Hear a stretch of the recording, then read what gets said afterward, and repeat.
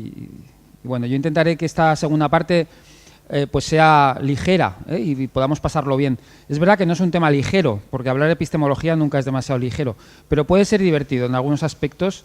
Yo espero que sea así. Intentaré ser más rápido. También os dejaré la presentación para que podáis pues, consultarla y darle vueltas, ¿no? Porque hablar de epistemología pues no tiene fin, ¿no? Pero vamos a intentar hacer una crítica razonable de la medicina basada en la evidencia como parte de esa ilustración, ¿no?, que contaba en la primera parte, esa ilustración médica, ¿no?, que nos ha fascinado a todos con la sensación de que la ciencia nos iba a dar respuestas a todas las incertidumbres que los médicos hemos tenido siempre, que los profesionales hemos tenido siempre cuando tomamos decisiones con los pacientes, ¿no? Y veremos cómo también tendremos que equilibrar ese entusiasmo. Porque fijaos que hemos hablado antes de que tenemos problemas con la ciencia por unas razones que eran científicas, ¿se acuerdan? Había también razones que eran regulatorias, porque el poder del mercado pues estaba artefactando cómo se estaba produciendo el conocimiento, y había otras razones que eran institucionales, porque las instituciones que tienen que salvaguardar el conocimiento y las decisiones de los médicos no estaban funcionando adecuadamente, ¿no? Y concluimos que bueno, había algunas iniciativas dentro del ámbito de la medicina que eran muy importantes, interesantes, para gobernar mejor científicamente, institucionalmente y regulatoriamente el ámbito de la medicina. Había algunas iniciativas, por ejemplo, aquí está la que comentaba antes el compañero, creo que era usted, el National Institute for Health Research, añadiendo valor a la investigación, es donde hablábamos que esta institución de financiación de investigación, que es pública, había adoptado pues algunas de las propuestas que se habían hecho a raíz del artículo de Ian Chalmers y de Paul Glasziou del 2009 en el Lancet, ¿no? Y está haciendo cosas muy interesantes que pueden ser adoptadas por cualquier organización pública, no son demasiado complicadas, ¿no? Nosotros en No Gracias hemos hecho una serie de recomendaciones para que las sociedades científicas puedan tener relaciones con la industria, claro que sí, pero que lo puedan tener con un buen sistema de gobierno que garantice la independencia, la transparencia y la rendición de cuentas. No estamos diciendo que no se pueda tener relaciones con la industria, pero hay que tenerlas en otro sistema que garantice que ese conocimiento pues finalmente esté equilibrado, ¿no? Y como decía también, hay una iniciativa All Trials para que sean transparentes los datos en ensayos clínicos, y también se está trabajando en iniciativas para cambiar el modelo de patentes. Bueno, todas estas cosas se están haciendo y se puede entrar. Lo que pasa es que hay otro problema más que yo no he mencionado, ¿no?, que tiene que ver con esta crisis de la ciencia, que es una crisis epistémica. Esta sería como la cuarta pata, de la que vamos a hablar hoy, ahora, ¿no? Hay unos límites que son puramente epistemológicos. Epistemología es la reflexión filosófica sobre lo que es el conocimiento, cuál es el estatuto del conocimiento. Bueno, pues hay unos límites que tienen que ver con el paradigma que hemos elegido. Ahora veremos lo que es un paradigma. Hemos elegido un paradigma que es reduccionista. La ciencia moderna es reduccionista. Tiene una lógica causal lineal. Tiende a simplificar, a separar claramente entre hechos y valores. Está basada en la hiperespecialización, en que el conocimiento sea cada vez más específico, de órganos más específicos, más pequeñitos. Y luego, claramente, hemos idealizado la matematización, es decir, que todo lo que es cuantitativo le otorgamos una validez máxima, ¿no? Es el modelo lógico, intelectual de la ciencia, y de la ciencia biomédica también. Todo lo que venga con estadística parece que es más objetivo, es más poderoso y, por tanto, está más equilibrado que cualquier otro conocimiento más cualitativo. Esto es es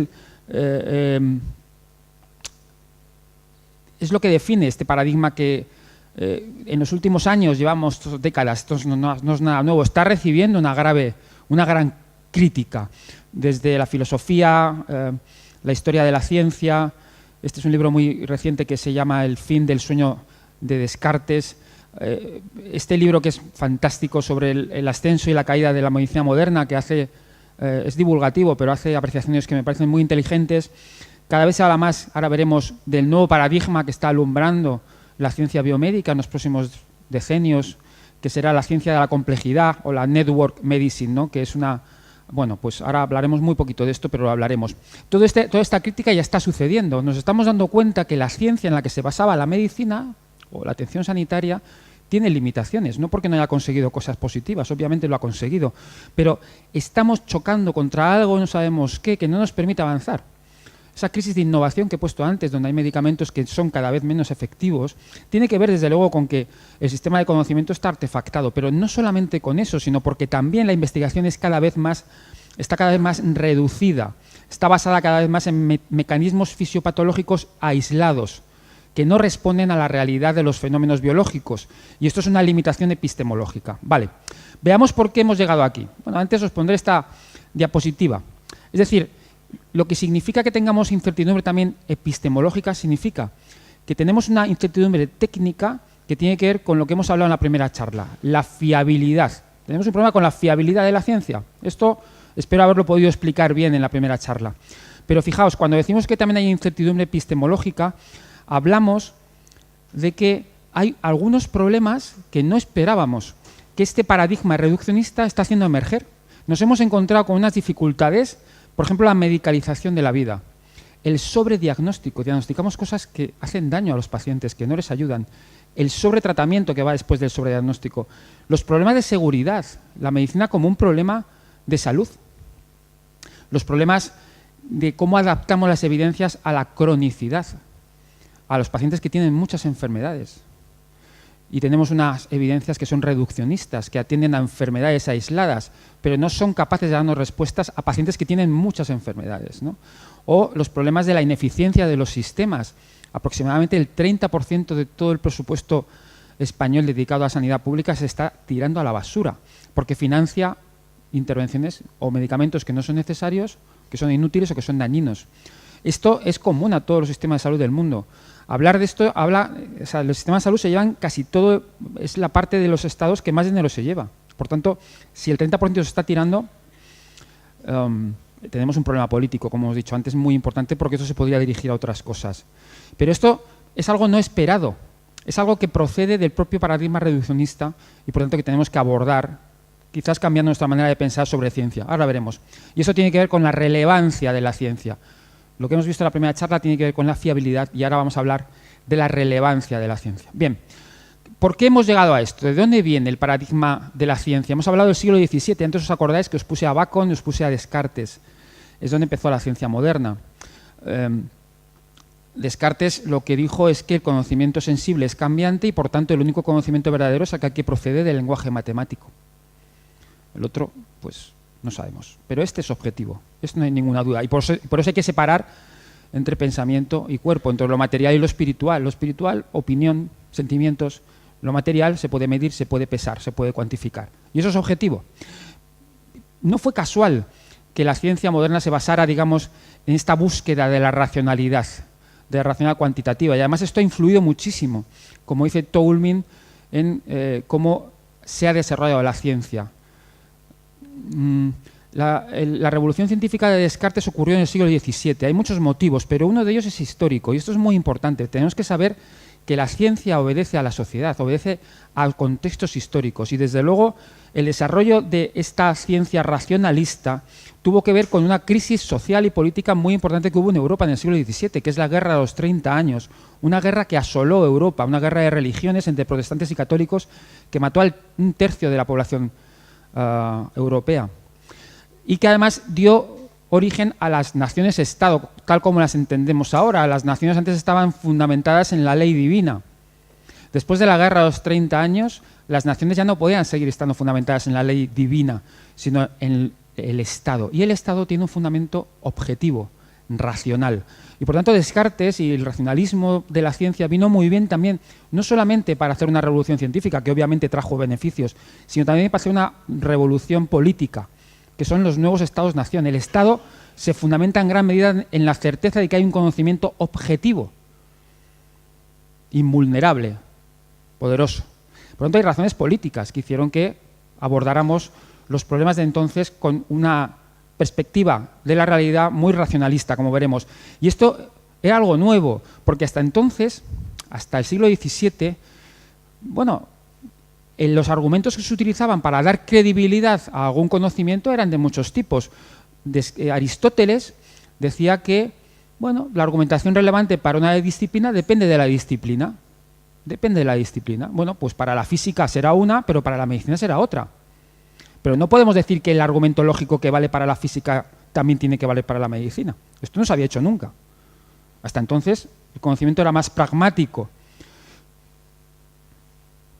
Claro, en el siglo XVII, cuando Descartes, Bacon, Galileo, un poquito antes, establecieron el método científico, decidimos que hay una manera de racionalidad que es más importante que otra, que es la lógica, la que tiene que ver con argumentos teóricos donde intentamos alcanzar la certeza cuasi geométrica, es cuantificable, es matemático, y este tipo de racionalidad salió triunfante. Se decidió en el siglo XVII que esta era importante y que además este tipo de racionalidad tenía que ser aplicado no solamente a campos como la física, donde podemos entender que esto puede ser aplicable, sino a otros campos, como la medicina. Y esto sí que era una novedad, porque hasta entonces no había sido así. Como dice Tolman, desde el siglo XVII la razón empezó a desequilibrarse. Se desequilibró hacia lo cuantitativo, hacia lo formal, hacia lo lógico. En cambio, la otra patita, que era lo cualitativo, lo argumental, lo pragmático, lo que tiene que ver con que me enfrento a cosas individuales que no son repetibles, que no pueden ser reproducibles, ese tipo de racionalidad que era muy importante, donde se intervienen otros valores como la prudencia, la frónesis que decía Aristóteles, Gadamer utiliza otra palabra, pero ahora la veremos. Bueno, no me sale ahora. Eso lo desechamos como que era un conocimiento de menor calidad. Y Tolman dice que ahí empezó el desequilibrio que ha durado 3 siglos, que sigue estando ahora y que está determinando cómo utilizamos el conocimiento. Fíjense que la ciencia, esta ciencia racionalista, no llegó a la medicina a la vez que a otras ciencias, que a la biología o que a la química o que a la física. Tardó varios siglos. Es decir, casi 2 siglos después de que Newton hubiera anunciado sus leyes de la física, los médicos se seguían negando a que las matemáticas tuvieran algo que decir sobre cómo tratar a los pacientes.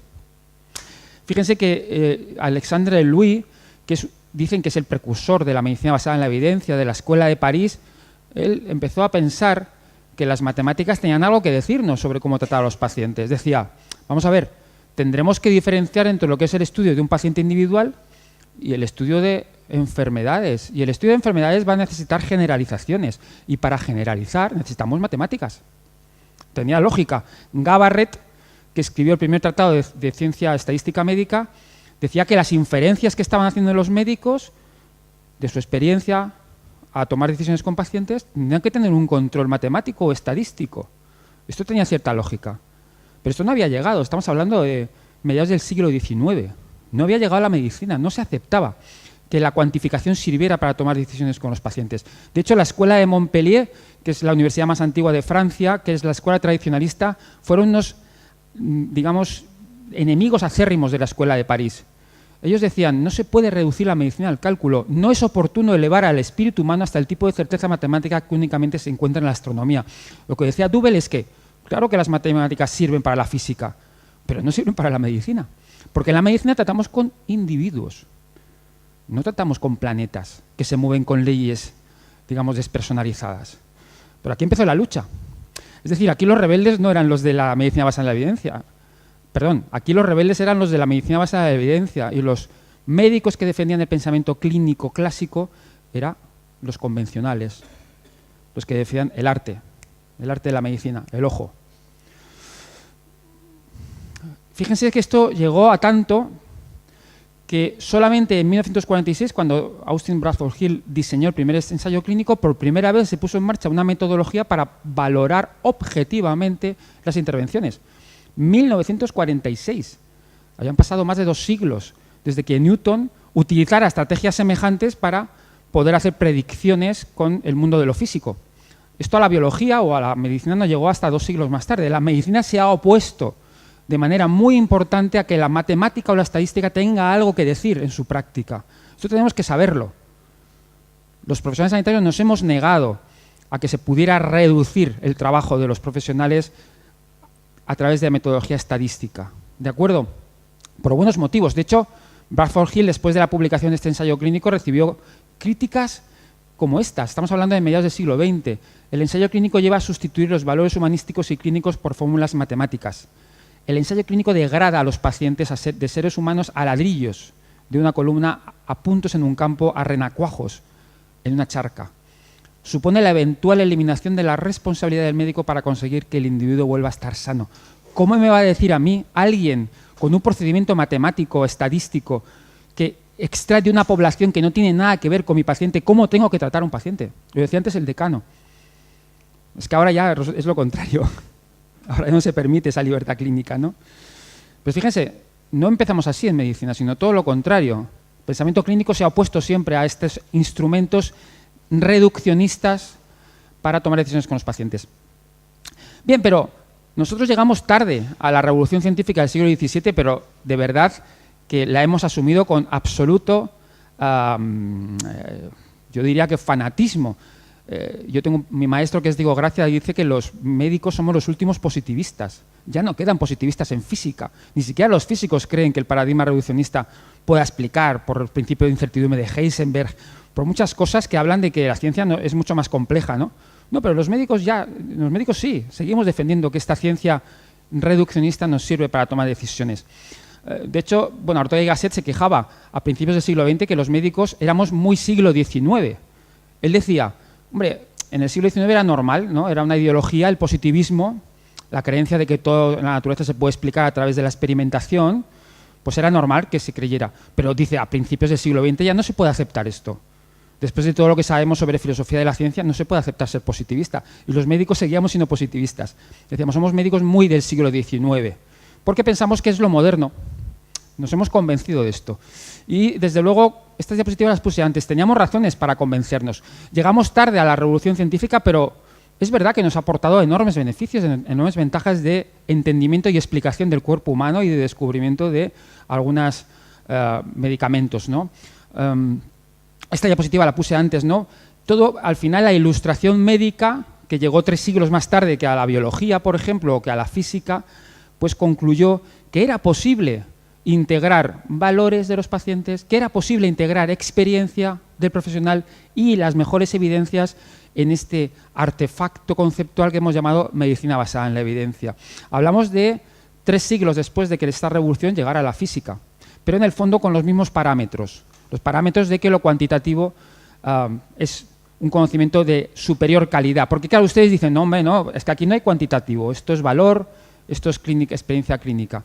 Pero, de facto, la medicina basada en la evidencia privilegia el conocimiento cuantitativo, porque cuando establece una jerarquía del conocimiento y pone el conocimiento de expertos de los casos o de los cohortes muy por debajo de lo que son los ensayos clínicos o los metaanálisis y las revisiones sistemáticas, está diciendo que hay un conocimiento que es más importante, más objetivo, mejor que otro.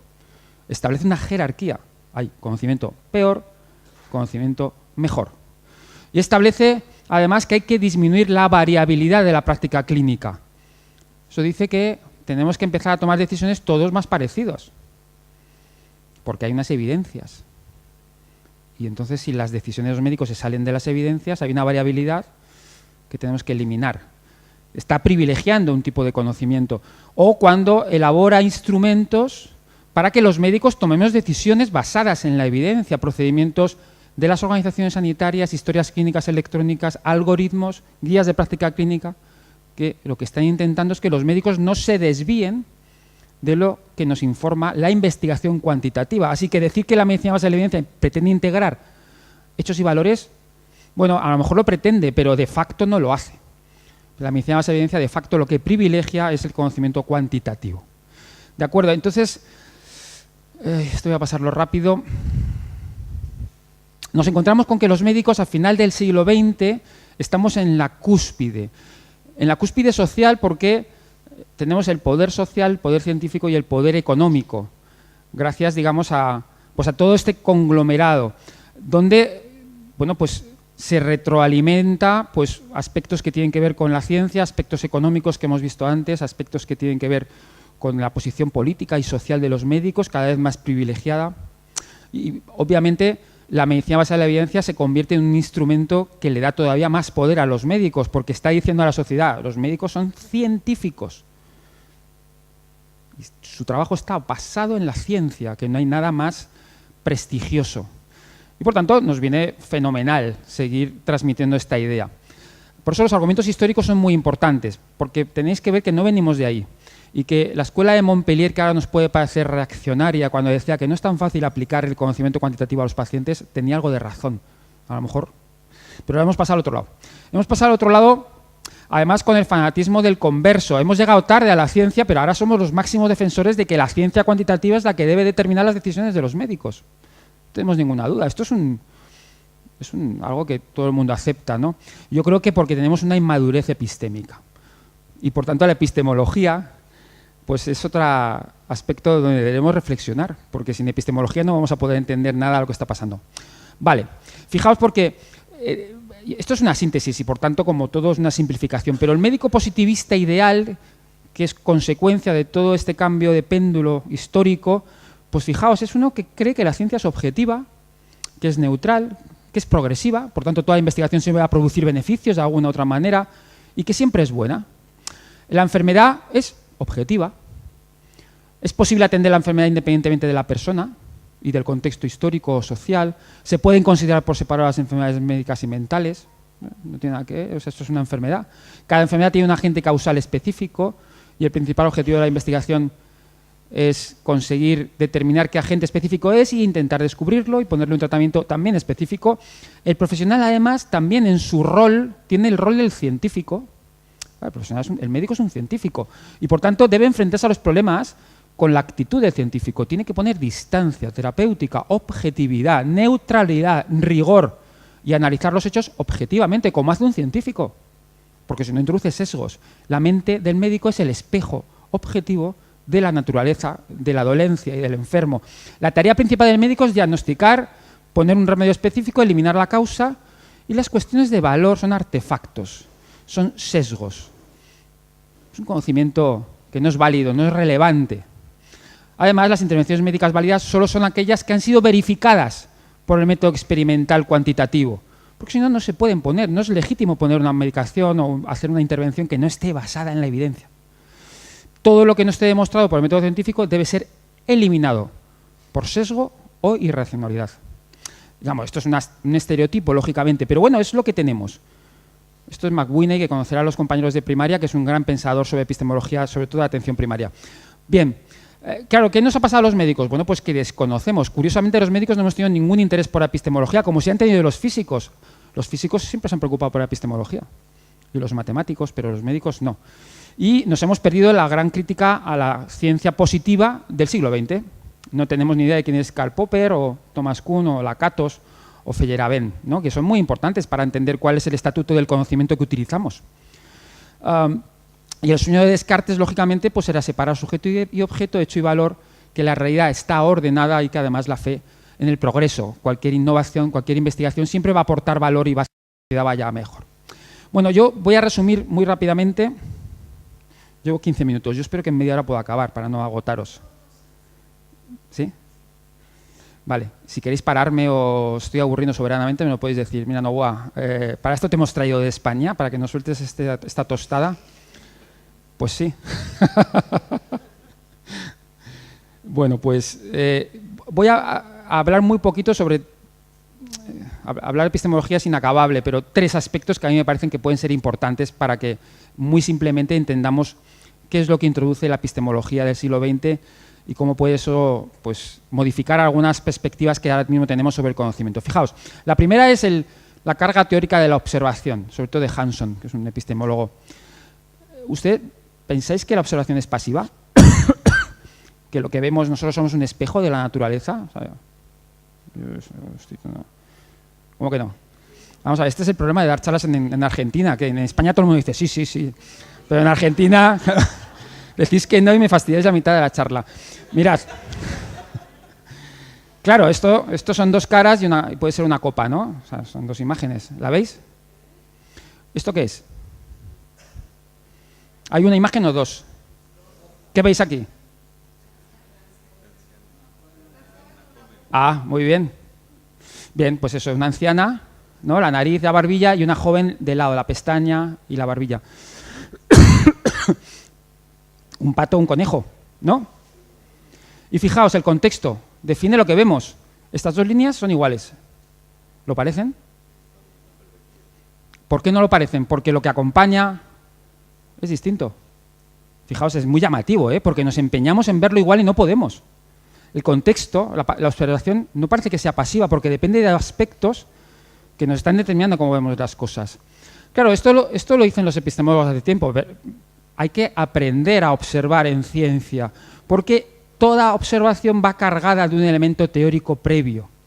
¿Vale? Esto lo dice Chalmers en este libro que es muy recomendable. Y esto en sanidad, en medicina lo sabemos todos. Nosotros, cuando aprendemos una especialidad, tenemos que aprender a ver cosas. Nosotros al principio no sabemos mirar una radiografía, aprendemos a interpretarla. No sabemos mirar una placa de Petri o un tejido de anatomía patológica. Hanson dice, la célula existe, pero solo es reconocible si hemos aceptado previamente el modelo celular. Si no, no sabemos lo que vemos. Por tanto, ya no estamos viendo una célula de manera objetiva, sino que estamos viendo un modelo teórico. Y como modelo teórico, bueno, necesitamos una rejilla de interpretación previa. Y una rejilla de interpretación previa significa que alguien ha puesto esa rejilla ahí y ha dicho cómo tenemos que mirar las cosas. Ya no es nada que sea directo entre la naturaleza y el observador. Ha habido un artefacto conceptual intermedio que nos permite interpretar la realidad. La observación no es inmediata. Obedece, por tanto, a un proyecto, a un interés, probablemente. Claro, fijaos esta radiografía. Es una radiografía antigua. Aquí lo que ve cualquier clínico inmediatamente es campos pulmonares, la silueta cardíaca, observamos también las partes óseas. Tenemos una rejilla clínica para interpretar una radiografía de tórax. Esta es la rejilla que utilizamos todos. Pero ¿qué pasa si ustedes saben que esta radiografía es de Marilyn Monroe y que una persona pagó $45.000 por ella? Fíjense lo que voy a hacer. ¡Pum! Ya no miramos solo los campos pulmonares, ya nos fijamos más en los tejidos blandos. Hemos cambiado la rejilla de interpretación. Hemos cambiado la perspectiva. Ya no es una radiografía, es la radiografía de Marilyn Monroe. Ya no nos interesa solo los campos pulmonares. Y esto no lo podemos evitar. Hemos cambiado de rejilla. Claro, la observación nunca es pasiva. Hemos organizado la visión de acuerdo a unos intereses. Cambiamos los intereses y vemos lo mismo. Y esta construcción previa nunca es individual, es social.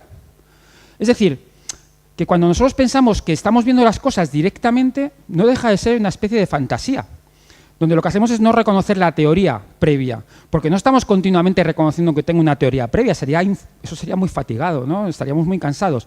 La observación es una interpretación teórica no contestada. No le damos vueltas a todo lo que vemos, porque estamos en un paradigma donde aprendemos a ver las cosas de determinada manera y ya no le damos más vueltas a la teoría, a la rejilla que hemos utilizado, que hemos elegido. Así que en medicina tenemos una manera de ver la realidad. Es una rejilla que hemos elegido, una rejilla, una parrilla de interpretación que hemos seleccionado para estructurar el escenario clínico, de acuerdo a unos intereses, de acuerdo a un contexto histórico, de acuerdo a muchas cosas, y al final eso se ha hecho hegemónico. Pero desde luego no es la única que existe, no agota la realidad esa parrilla.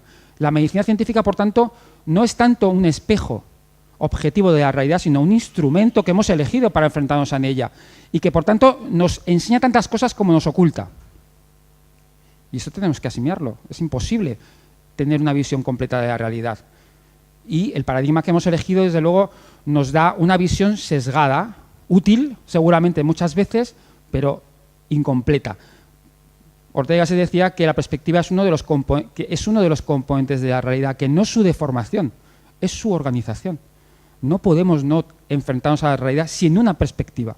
Y eso lo hemos elegido de acuerdo con, pues, yo qué sé, una tradición, una formación, lo que sea. Hay muchos motivos por los cuales elegimos parrillas. Pero fijaos, no nos damos cuenta que al elegir una parrilla tenemos obvias ventajas, pero tenemos también inconvenientes. Os voy a poner uno de los inconvenientes de la parrilla que hemos elegido, la medicina basada en la evidencia. ¿Por qué hemos acogido con tanto entusiasmo este paradigma de la medicina basada en la evidencia? Pues fundamentalmente porque nos reduce la incertidumbre. La incertidumbre siempre ha perseguido a los médicos y a los profesionales sanitarios, porque no sabemos qué va a pasar, cómo van a evolucionar las enfermedades, qué podemos hacer para mejorar a nuestros pacientes, ¿no? Claro, de repente viene una medicina basada en la evidencia que nos dice que si usted sigue este recetario de cocina, el plato le va a salir bien.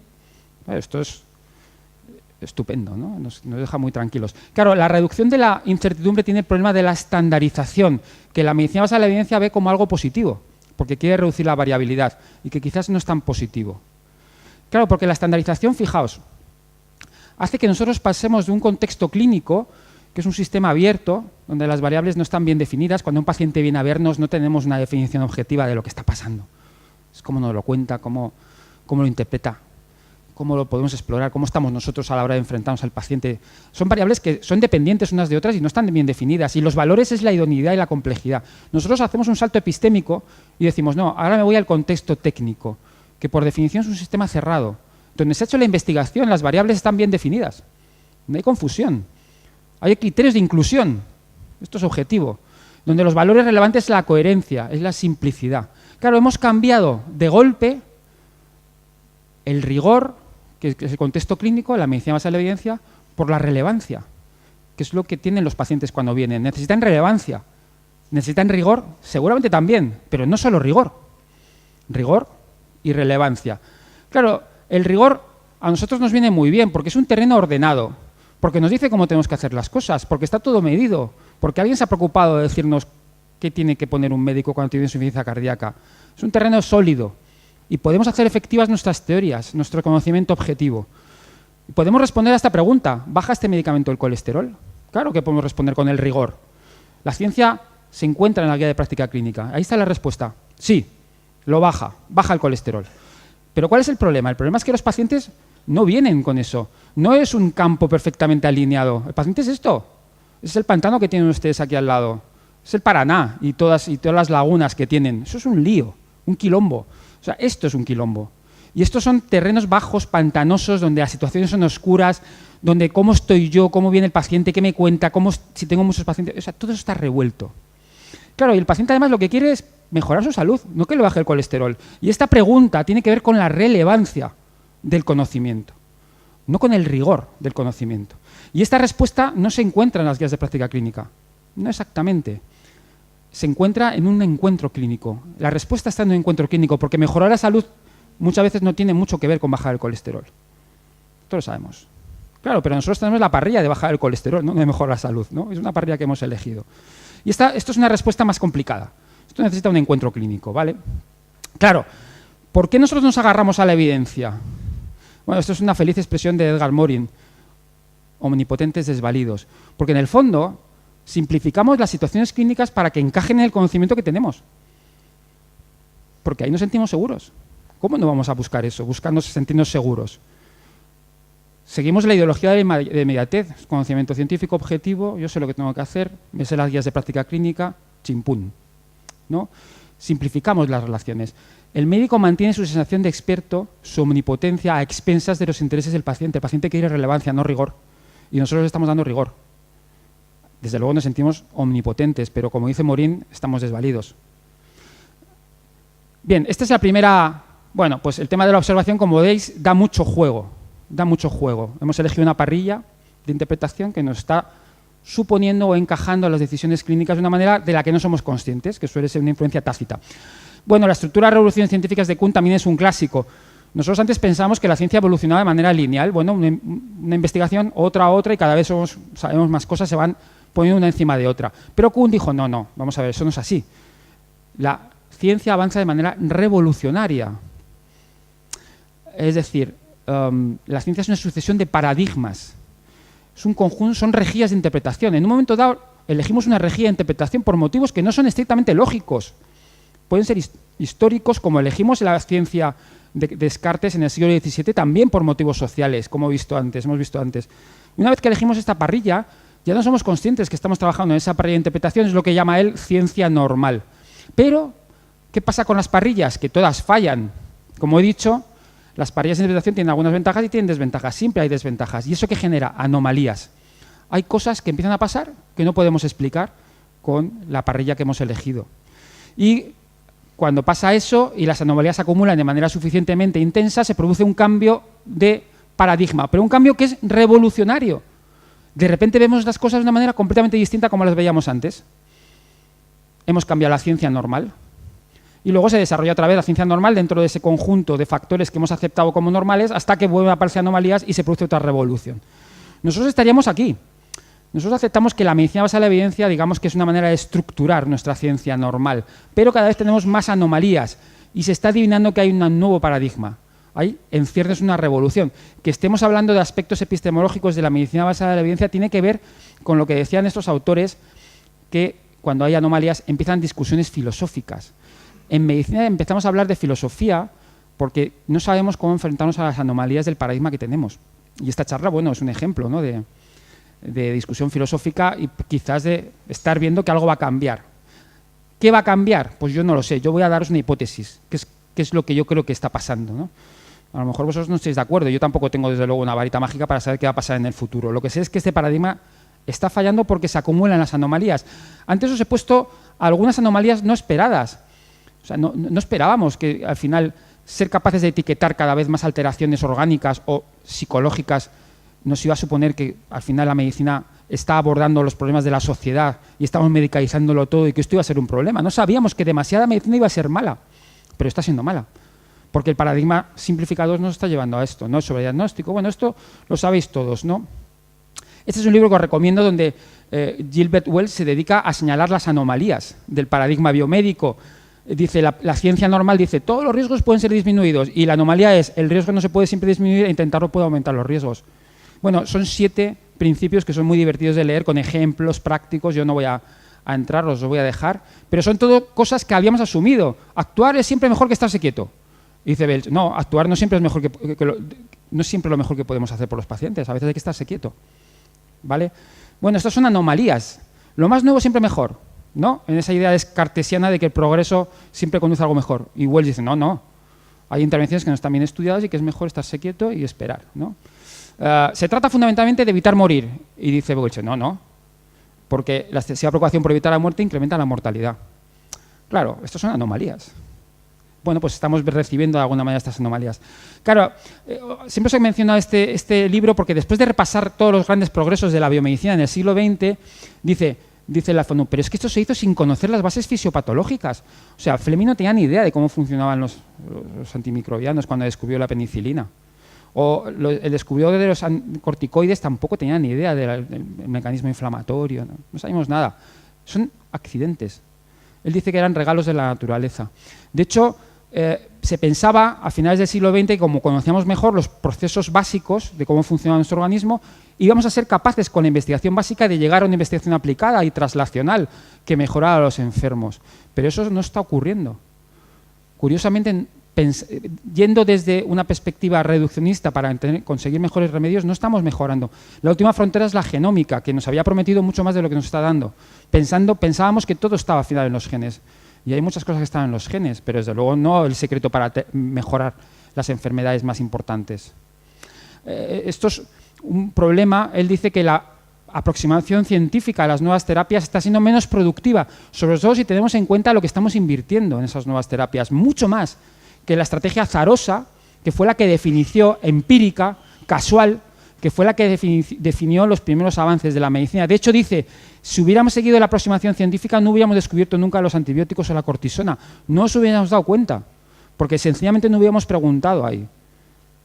Es decir, que no está tan claro que desde la ciencia básica podamos llegar fácilmente a la innovación, ¿no? Bueno, ¿qué dice este autor? Mossman es. Habla de que tenemos que empezar a pensar en términos de complejidad, que los fenómenos biológicos son complejos, que interaccionan unos con otros, que el elementarismo que llama él su poder se reduce significativamente cuando los comportamientos interactúan, que podemos entender muy bien el mecanismo fisiopatológico de los canibioides, como decía el profesor Laporte, pero el problema es que va mejor la planta que el medicamento. Es decir, que hay situaciones que interaccionan, que no tienen que ver exactamente con conocer cuáles son los receptores de la marihuana en el organismo, ¿no? La comprensión completa del sistema requiere, por tanto, un enfoque reduccionista, sí, pero también un enfoque holista. Y en el New England recientemente había un artículo hablando de la network medicine. Yo creo que ese es el nuevo paradigma que viene. Es una manera de ver lo biológico en términos de redes que interaccionan, ¿no? Y donde los moduladores ambientales, que también influyen en los genes a través de la epigenética, como sabéis, pues son capaces de explicar muchas situaciones. Y bueno, y esta ciencia es mucho más compleja, yo creo que mucho más explicativa, y por primera vez nos encontramos ante una revolución científica que no va a ser reduccionista, que va a ser holista. Se llama el nuevo holismo posgenómico. Nosotros pasamos de la persona enferma al órgano, al tejido, al microbio, a la célula, a la proteína, al ADN, y por primera vez nos encontramos que tenemos que reconstruirlo todo, que ya no va a ser reduccionista en la nueva revolución científica, va a ser holista, ¿vale? Bueno, y el principio de determinación de Quiné, que dice que la evidencia empírica nunca es suficiente para elegir una teoría porque esa evidencia puede justificar otra teoría perfectamente. Esto lo que significa es que la infradeterminación no es incertidumbre, la incertidumbre se soluciona con más investigación. La infradeterminación lo que nos dice que hay unos límites para el conocimiento reduccionista. Y esto se soluciona con más humildad epistémica. O sea, tenemos que entender la complejidad. Y le estamos pidiendo demasiado a una ciencia que se agota. Y yo no digo que no haya otra ciencia que lo pueda sustituir, pero nunca va a ser totalmente explicativa de la realidad. No esperemos eso, esa fantasía. Por tanto, esto, aparte de una cura de humildad, tiene que significar también una importancia del profesional, de la persona, otra vez del juicio. Tendremos que reequilibrar la razón y volver a darle importancia a los procesos en los cuales hay una interacción entre un profesional y un paciente y donde se integran muchos de estos datos para tomar decisiones que son más juiciosas que muchas veces las que nos dan las guías de práctica clínica. ¿De acuerdo? Bien, este es el informe. La medicina moderna está dominada por una rejilla de interpretación que hemos llamado medicina basada en la evidencia, que es reduccionista, que establece qué es relevante, qué definimos como enfermedad y cómo la abordamos. Que hay factores científicos porque ha tenido éxito, desde luego, pero hay también factores no científicos que están impidiendo que cambiemos de rejilla. Intereses económicos y profesionales, como hemos visto. Que no va a ser fácil cambiar la rejilla, pero que es necesario adoptar un nuevo modelo de gobierno del conocimiento médico para integrar este reduccionismo y este holismo, ¿no? Toulmin dice, tenemos que delimitar las pretensiones de teorías que son sistematizadas y combatir el reduccionismo intelectual. No se trata de inventarnos otra cosa, se trata de decir que es que lo que tenemos está muy bien, pero tiene un alcance limitado. Que no podemos seguir pensando en estas expectativas exageradas de estas teorías que intentan explicarlo todo. Y por tanto tenemos que posicionar la razón, reequilibrarla. Bueno, y os traigo un modelo de reequilibrio. Esto va a ir muy rápido, es ciencia postnormal. Y esto, Argentina, como en tantas cosas, ha hecho una enorme aportación porque uno de los investigadores que ha propuesto este modelo es argentino, Silvio Funtovich, que es un epistemólogo matemático argentino que en los 80 emigró a Reino Unido y conoció a Ravench, que es otro matemático epistemólogo, y en los años 90 enunciaron lo que llaman ciencia postnormal, que a mí me parece que extraordinariamente aplicable, factible de aplicar a la biomedicina y nos permite activar herramientas distintas de conocimiento en cada momento, dependiendo de la relevancia de la decisión y de la incertidumbre que va asociada. Esto es bastante complejo. El libro se publicó primero en Argentina y hace unos años se ha publicado en España. Lo tenéis accesible aquí, yo lo vi el otro día en el Ateneo y yo os recomiendo que lo compréis. Se aplica mucho a las ciencias medioambientales, porque es lo más complejo probablemente que hay ahora mismo, ¿no? Pero es totalmente aplicable a la biomedicina. Yo he hecho una pequeña traducción. Fijaos que ellos proponen 3 espacios distintos de toma de decisiones. Esto ya hablan de vamos a solucionar los problemas que pasan, ¿no? Bien. Entonces hay unos problemas que probablemente tienen que ver con la ciencia. Hay otros problemas que tienen que ver con las decisiones de los profesionales y otros problemas que tienen que ver con problemas de públicos que afectan a la sociedad y que son extremadamente complejos, como por ejemplo el cambio climático. Ellos ponen el ejemplo del cambio climático. Bien, en cada área tenemos que activar herramientas distintas. Por ejemplo, en la ciencia, esta es una ampliación de la parte más chiquitita. Tenemos la ciencia aplicada, la ciencia básica.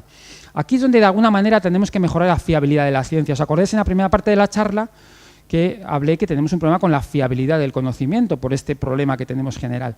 Bueno, aquí es donde tenemos que mejorar el gobierno científico. Es decir, lo que generamos con la ciencia tendrá que ser fiable, porque si no es fiable, pues no hay nada que hacer, ¿no? Pero aquí las decisiones son más técnicas. Y hay poca incertidumbre. Esto en realidad es algo muy técnico. Aquí no vamos a tener grandes problemas, porque las consecuencias de equivocarnos en una investigación, bueno, pueden ser importantes, pero a nivel básico, pues no significa que vaya a haber un daño para los pacientes o que vaya a haber un problema, un colapso mundial, ni nada de eso, ¿no? El problema es cuando intentamos aplicar lo que conocemos de la ciencia aplicada a la realidad, a las decisiones profesionales. Aquí ya hay un salto, porque no podemos aplicar directamente la evidencia a la realidad. Ya sabemos que no podemos, porque la realidad no responde a la relevancia, no al rigor. Y aquí es donde tenemos que avanzar. Aquí es donde las universidades probablemente tienen que equilibrar la razón. Pero las universidades ahora están muy centradas en enseñar evidencias y poco centradas en enseñar a tomar decisiones en condiciones de incertidumbre, que es el juicio clínico. Ya hay instrumentos para mejorar el juicio clínico, la medicina mínimamente disruptiva, estrategias de calidad, de bioética, la medicina reflexiva, la toma de decisiones compartidas. Compartir las decisiones con los clientes no solamente es bueno para ellos, porque también reduce la incertidumbre. O sea, epistemológicamente nos permite tomar mejores decisiones.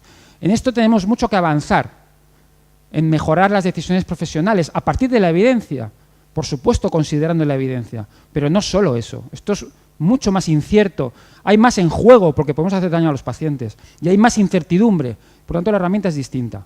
No debemos confundir estas dos cosas. Mejorando la evidencia no vamos a mejorar el juicio clínico, esto es lo que quiero decir. Pudiendo tener la mejor evidencia del mundo, vamos a seguir haciéndolo mal si no entendemos esto. Es distinto tener evidencias que tener buenas decisiones. Esto es muy importante que lo entendamos. Y esto es lo que os decía, el discernimiento de Gadamer. Este libro es una maravilla. Él habla, la clínica siempre guarda una relación con el ser del hombre. Es cuestión de discernimiento, reconocer la conveniencia de aplicación de una regla general, medicina basada en evidencia, a una situación dada, el paciente. La concepción tecnocientífica cultiva las virtudes de la acomodación y el ajuste, dejando de lado la independencia de juicio y la acción. Cuanto más se racionaliza el terreno de aplicación, tanto más decae el verdadero ejercicio de la capacidad de juicio. Esto es una maravilla. Esto es Aristóteles, puro y duro. Bien, y por último tenemos problemas con esos asuntos emergentes que hemos visto, medicalización, seguridad, problemas de sobrediagnóstico, problemas de ineficiencia sistémica. Eso son problemas que se llaman transcientíficos, no son problemas científicos. No vamos a acabar con la medicalización y el sobrediagnóstico desde la ciencia. La ciencia no nos va a dar herramientas para eso. Ahí necesitamos decisiones políticas. Es otro nivel de toma de decisiones. No esperemos que los expertos, que los médicos, que los técnicos en salud pública nos solucionen el problema del sobrediagnóstico. Es una cuestión de política. ¿Dónde tienen que estar los pacientes? Estos investigadores le llaman gobierno de participación extendida, donde los pares son también los ciudadanos. En esas decisiones tenemos que introducir a los ciudadanos. Por eso hablaba de que es tan importante que los profesionales hagamos esa labor de divulgación para que la ciudadanía pueda acompañarnos en estas decisiones, que no van a ser técnicas, no van a ser técnicas. Bueno, como Callahan dice, el asunto no es que hayamos alcanzado un punto de máxima salud, sino que los problemas de salud que todavía tenemos ya no responden al paradigma con el cual los intentábamos abordar hasta hace nada, ¿no? Así que el esquema del gobierno del conocimiento de la medicina lo ampliamos. En la primera parte de la charla hemos visto esto. Bueno, hay instrumentos técnicos, científicos, institucionales y regulatorios que nos van a permitir tener una evidencia más fiable, pero hay un problema epistémico que nos obliga también a incidir en el gobierno clínico y en el gobierno de la participación extendida con diversos modelos. Por ejemplo, el modelo de investigación-acción es un modelo muy interesante, ¿no?, que yo creo que tenemos que desarrollar cuando abordamos intervenciones comunitarias. Yo por eso pongo bueno, desde la medicina basada en evidencia tenemos que pasar a la evidencia basada en la medicina. Es una manera de acordarnos que tenemos que jugar con conocimiento que está basado en nuestra experiencia, en nuestra práctica, en un conocimiento que hasta ahora despreciábamos porque nos parecía poco relevante y no lo es. Bien, voy a acabar ya. Os traigo esta filósofa que a mí me gusta mucho y este libro es absolutamente recomendable. Son 80 páginas deliciosas. Se llama Nueva Ilustración Radical. Marina Garcés habla de que hace falta una acción colectiva de rescate, un combate radical contra la credulidad de los códigos y mensajes que la tecnología ha incrustado en el corazón de la medicina. Ella no habla de medicina, habla de la sociedad en general, pero yo lo he aplicado a la medicina. Fijaos, Marina Garcés habla de que tenemos una sociedad en transición, yo lo he aplicado a la medicina, tenemos una biomedicina en transición. Y ella tiene 5 hipótesis. La primera es que estamos obligados a la acción como profesionales.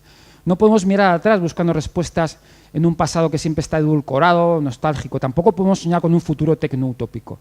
La realidad de la tecnociencia es el daño objetivo que está haciendo a las personas hoy en día, especialmente a los más vulnerables como ancianos y crónicos, y esto nos obliga a poner el foco en el aquí y en el ahora y no eludir nuestra responsabilidad como profesionales y como sanitarios. Tenemos otra labor, además de aprender mucha ciencia, que es abordar toda esta complejidad. Segundo, lo humano es algo epistémico, porque cuando hablamos de humanizar la medicina, hablamos de que, bueno, tendremos que tratar a los pacientes con cuidado, con cariño, comunicarnos mejor. Pero ¿qué pasa si todas estas necesidades, normas de cortesía y respeto se desarrollan mientras atendemos a una mujer demente que tenemos alimentada con una sonda nasogástrica desde hace 5 años? O a una mujer que hemos operado un cáncer de mama que no iba a hacerle ningún daño. Sí, estamos siendo muy humanos, pero hemos hecho un daño terrible en nombre de la tecnología. Es decir, el verdadero problema humanístico está en cómo interpretamos y damos sentido al conocimiento, cómo utilizamos la tecnología y el conocimiento científico. Ese es el problema humano con la ciencia. Y ahí es donde tenemos que jugar los profesionales, en esta categoría. Tercero, el sentido humano del conocimiento no se descubre, se construye. No esperemos que tengamos respuestas técnicas a cómo adaptar el conocimiento a los pacientes. No vamos a encontrar respuestas técnicas, sí tendremos respuestas antropológicas, culturales, sociales y políticas. La pregunta es si hemos incorporado con suficiente energía y convicción las herramientas deliberativas que incluyen a los afectados y que excluyen este discurso técnico que lo está abarcando todo. Cuando hablamos de un problema de salud pública, enseguida se pregunta a los técnicos, y está muy bien que haya que preguntar a los técnicos, pero los técnicos no nos van a dar la solución. Tendremos que preguntar a los afectados, esto es otra cosa, es otro nivel. Cuarto, es necesario reintroducir en biomedicina la continuidad entre enfermedad y cultura. La tecnociencia, como hemos visto, nos muestra un universo que no existe, es ideal, modelos y medias, pero enfermamos y somos encarnados en una cultura. La pregunta es, ¿estamos en condiciones de recuperar la pregunta sobre qué es enfermar, envejecer y morir sin que haya una respuesta predeterminada? La respuesta técnica. ¿Todos tenemos que enfermar, morir o enfrentarnos a la enfermedad de la misma manera, como digan los médicos? ¿Dónde está el paciente? Esto es cultura. La biomedicina en transición significa que el sentido de enfermar está en disputa y así debemos aceptarlo. Y esto es pura humildad. Enfrentamos a los pacientes sabiendo que ellos son los que están definiendo la enfermedad, no nosotros. Y esto lo vemos todos los días, pacientes con muchas enfermedades que están muy sanos y al contrario, personas sin enfermedades, ninguna objetiva, que están muy enfermos. Bien, ¿qué es progreso? Pues esto tendremos que verlo, porque progreso no es investigar mucho. Tenemos que impugnar esta idea. Hemos confundido progreso con abundancia y esto es un terrible error.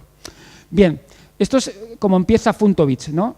Este libro. La ciencia evoluciona en la medida en que es capaz de responder a los principales desafíos de cada época. Y esto es cambiante. Y los desafíos que hicieron que tuviéramos que acudir a una medicina reduccionista ya no están ahora. Ahora es todo más complejo. Tenemos que cambiar el paradigma. Y ahora necesitamos otra cosa, reconocer que esto es complejo, que es dinámico, que es impredecible, que vamos a tener que gestionar la incertidumbre y que para eso lo que hacen falta son profesionales que tengan madurez epistemológica, porque como vayamos con las herramientas del reduccionismo estamos perdidos, ¿no? Bueno, la revolución es el fondo de emergencia, yo creo, en este caso. Muchísimas gracias.